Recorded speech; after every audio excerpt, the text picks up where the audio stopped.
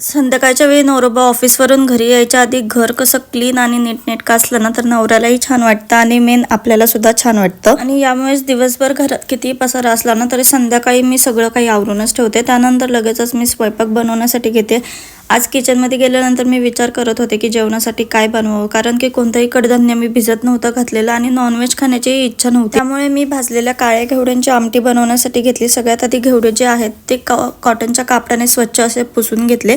त्यानंतर कढईमध्ये ना ते खरपूस असे भाजून घेतले आणि कढईत भाजताना बऱ्यापैकी घेवडे तडतड उडतात सुद्धा, त्यामुळेच बी केअरफुल. त्यानंतर हे घेवडे जे आहेत ते मिक्सरमध्ये आपल्याला थोडेसे बारीक करून घ्यायचे आहेत, खूप जास्तही बारीक नाही करायचे. त्यानंतर हे घेवडे मी कुकरला लावून घेतले. 3 ते 4 शिट्ट्यांमध्ये घेवडे जे आहेत ते लगेच शिजले सुद्धा.